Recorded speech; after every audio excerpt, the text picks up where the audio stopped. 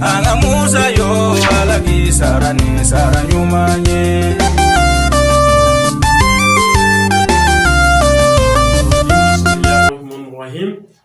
حسبي الله ونعم الوكيل لا حول ولا قوة إلا بالله العلي العظيم اللهم صل على سيدنا محمد عددا ما في الملا صلاة دائمة بالدوام كله أما جماعة السلام السلام عليكم ورحمة الله تعالى وبركاته وتمني جروب الله محمد أكن بعد أما بفو كوالي مندو وتمني أماني جبارو مسافة أكن مالك كلوسما أكن مالك كشي كبو balaw jugu betoroma aka herado malikona akoke mamadu kanu ko sollo sulim donc o temeni bi amena do anga babu kura konnana o babu do jume no temi afla tableau là donc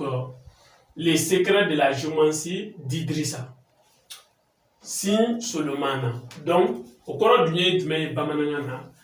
la trou gindo la trou munjigila nabela Idrissa ka alayhi salam no ye la trou demouye nous ba fo solomana donc amena kuma akambi amba fo mogoye ugo hakli to ala alibi ibi yoro labi ko la yakli to allah la ko ala dibe o fem kada ka teme fembe ka de la ilaha illallah muhammadur rasulullah sallallahu alaihi wasallam mogo ga fo ka chaya imana ke fo fa fo ka chaya donc alhamdulillah o temene ka boyi ibaye ka fo anya denjira ni dende ye masa sulimani ye nabila Idrissa ka latrula munjigila ka alayhi salam o masa sulimani munjigila ka nanya ta ka laje amba konti amba ye ka fo asigile do gindo do di sanfe asigile do gindo mu sanfe wede ye kele fila sabana ni duru woro wolovla donc asigile do wolovla di sanfe no ye 7 gindo do de ben chiffre na no ni sigindinyo donc alhamdulillah ni ya ta ka laje adila nabila Idrissa ma alayhi salam ka da kunjumena ala ko ama no ya kan nabi nyumen nabila Idrissa alayhi salam mo be ni nyininga masaya gindola donc munu be ni nyininga ibe masaya gindo wala u ka don afo chidendo donc o temene ni u ma so nyininga lima gindo mbala iko gindo ke ka duma o be na so alaye ala di be na gindo nunu u jabi donc au follow du meni ayirala nabila Idrissa alayhi salam ko ni ya ta ka laje gindo do de be diena no e wolo vlain o gindo wolo vlain du men kabakolo wolo vlan o sigile no gindo do kan do kolo wolo vla sigile no gindo do kan ala e dien dak le woro a wolo vlana donc o sigile no gindo do kan donc adama do nyayi dien dogokunye wolo vlain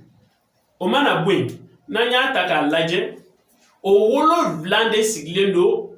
gindo do de kono no e do le ba wolo vlain o befola nabila Idrissa o kam mogo o kason alay donc do le ba wolo vlambe ani mo masa wolo vlamba wono o be kigi hakli to ala allah alay danige kile wolo vla ko yakli to allah la tabakolo wolo vlambe yakli to allah la dugolo wolo vlambe i hakli to allah la donc masaya de oluyi donc a wolo vla masaya do di ba no e ginwe donc alhamdulillah nanya taka laje ambaye ka fo sitanere nana ka do tige ka bo nabila Idrissa alayhi salam ka latula o di fronama o dile frona ka dien don o masaya ke akana lahra don akana ala don frona kala janeme konnana mais munye dien don ka lahra don ka ala don o de kala masa sulmani alayhi salam donc o masa sulmani de to dala masaya sola ambolo o nanya ta kala jestane ndi tiya ka bala afleni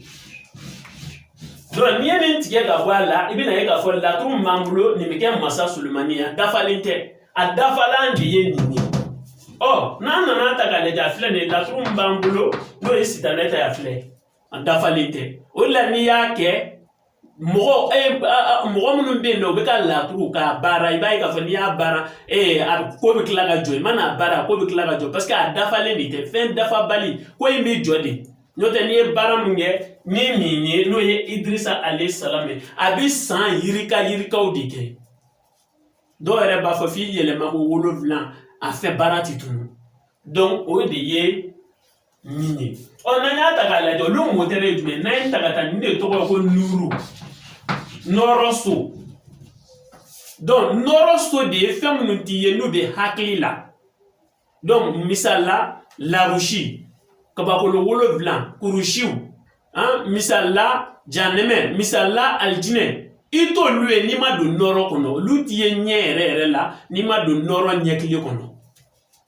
donc o de tigela ka bala ni from na masika ala don amasika lahra ko yi ayata na jian mara masayama donc ni ko noro jume de be noro yi ka la kabla barala donc nana jian sigle no munga ya ro togo ade fuma tasma su oh tasma noro tasma de noro de bo bla barala ya ro so ade du fuma go fien de noro de ba bla barala ya roso abifo ma ji de tasma de noro de ba bla barala ya roso abifo ma bogo dukolo bogo ni ambe ka be marché ni do de ba ko no noro o koroba ira son fembe namba ye ni nani siglendo akan no ejie noro de yo la moteri mina ni farkulo flè ni iba so ni nani bala mais fin do be farkulo mu me farkulo e blaga ka bara o ke o de ye noro e no e ni ne be noro kon nana donc ni te farkulo tse ka bara o ke donc o goro ba ira jan noro tse ka bara ka so farkulo sonte ni farkulo fatula tse ka fuyi ke ble mais ni fana ba continuer na ka bara donc amba ye ka fo Nabila Idrissa alayhi salam apmen de nyefo aka jamakulu yo ka tubi kata alama ala deye masa Allah taala no e client masai ito do fioni ma do noro kono oh nanye ataka laje Nabila Idrissa tale fro na de ntige ka bo ala kandi sitane de ntige ka bo ala kandi fro na ma aka jien mara aka nyina alako donc nanya ataka laje Prevu jume de bambulo ka ira ka fo tien masaya asiglendo noro diga ango do tukudi prevu mbambulo ka iro la latru fitini ngono no yesitane ka latru yesitane ka le ko ludogo ko fela la ka do bangi o de ba to ka fo Nabila Idrissa a konte layeli kenai abbe gindo de barane ade kumbe wajulu kenai Idrissa alayhi salam amena ga fa ni ya ta laje nde masa Sulemani duguma amena obla masa Sulemani fle duguma masaya abitani fin jumendi la tru kwanna na sitane adugo me la tru dalo kan adon Allahu atanu idi do anga tige duguma na nya tige duguma me jumendi di kalando benye bala amena yi ka fa abe ala futana di kele fla abo mundi ala futana flani ja masaya mbe sangulo la wolo bla na dogolo wolo bla do wolo bla na jawo de ala futana no e alai ko mo ko hakili to aba sitana rete se ka bara fo ige dogolo ga ne ala ke o de la ala na ya ko nana sitana ka bara baraka ala de bi yamara da mo ta te se ka fo ige masaya fo itabulu masaya de be ala bulu o de flani donc ni ye ataka laje ibina ye ka fo prevu mamulo mo be ne be ni don ebe masaya ke je mara masaya ka lahra so ni ben don ibina don fin du mai abo la trufitini mono ko masaya anisira ika sira be dele ni bara kenayi oh meni olu fla fana nyongo be wolo ga be ni du mai ibina ye ka fo adina murde mana di kene so di fo mo masaya ne sira ne kene mama na bara ke ni sinyi dafalini ala re so no ma okobeke ala be sira di ma kene ka igo masaya ka ijogo ani kewale olu se ka chien mo ko chama be ba so okobeke ka duma be chien ujogo no kewale ala ko dabla me ala ko aga gindo adafali masaya ne sira ani kene o gindo de flani ko o gindo ne be wolo blanc donc na ya takale mo chaman be uti gindo do o de bato ka mo chala kuma chala note ni ye fem gindo don no ye Allah ko fela yi seme Allah tasuma de do ni magala la to abi jini don fana biti abi jini o sababu konna na mena yira mogola ajariye masaya ni sira ni kene ba so ni bara mena bara gindo de mogoma mogombe e balmake am balma muso am fa an dew e mun kamana gane do bara ko la etika bara so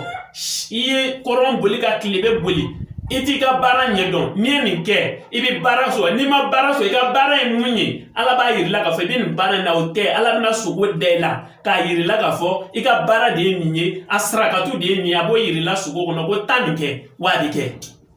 ati yelema parce que ajigla nabila Idrissa alayhi salam de kan wo mbe jiga kan anga la to dala membe go wo mbe jigu ka ti jigu kan o ben de don donc fika ni de don mun jigla kan ibaye ka fo ni nabila Idrissa aya ke ga di mogoma abe jabi obi tubi obi so ala ye ala di ba jabi donc o chiffre sigle no jumena aflani ame jien di ta no ye niye tasma o wolo blanc fleur fien amo wolo blanc to ala ka ji wolo blanc to ala ka bogo wolo blanc to ala flani kema wolo ba wolo blanc kema wolo blanc and bi wolo blanc wolo blanc jien de sigle no ni gido inka donc mogombe na bi fe ka bara so mba di ala kira kanu koso mba di kuranya bunya koso mba di ambang bago gasi koso mba di manmon koso suno million ten soro warten soro santen soro jamaten soro kanu de ben soro o de la ala jien da kanu koso ka Mahamadu da kanu koso sollo sini ibe munga ibe ni minta munjigla Idrissa ka alayhi salam iba sebe ba wolobla tema wolobla ni bi wolobla ni wolobla iba nashi klaflay clanche ibe donongoro tulu keme nyini jeman pasi tulu keme ala ki gresega do barala jeman de gresega sui iba tobina e ka dun ni klala nashi family do be parfum de wolobla nyini shindi shiti kelinyi ko kala e ka munde iba mu abe jabi wolobla ni ofra wolobla kan ko fara wolobla kan ko fara wolobla kan ta ben mugan ani shegi de ma kle mugan ni shegi ibi bara soro kle mugan ni shegi ebe kan mu donore ndune ko ibi bara so ajari ni bara nyena ko fe ni jogo de a tia bi tia boloy no ne tina fugo don nyengaloy ala be sira da ya flani masaya ni sira de kene abe iga masaya sira da la ka ke kene kan ajara moye abike amajam moye abike donc aflani ni don de tasma ni tege dala di jini uka ke uka na commentaire la ba jabi dama don ndi ya yere client wu sengena ko jugu jamo sengena donc aitan kawere aba jabi awere annafa ba sura awere o ni atagale mwani shegin de ye Qur'an alphabet no ya siginde o sigile no mwani shega ama sigi ganza o de fleni dien gido de ben kono don nan gola ibayi ka fo fatia kono na malik yomidin ala to do be ya malik ki kana nyina ala ko ala di be noro di do noro me no manifesti donc alhamdulillah anya yira mogola ka fo nabila Idrissa alayhi salam ka la turu bin mogo ba don be ka fo adogolendo ala daga jonmom do mo be am wa clanche be ka baraka ni sitanetay soni amanye nga baraka rata o bla ikana chien kala chien jume mu ala e munu jigi no lu jigla wawla no dila ka jonmoma ikano lu kala iko lu ke doni ma banko doni te banko ka dogolo meleke doni be dogodi donc ambe afo bey ambe dambi anga kalando baby yoro iki hakli to alala ika laila chaya ikana nyina alako ika bosi tande ko ambe befu ka be wali manama fa assalamu alaikum wa rahmatullahi wa barakatuh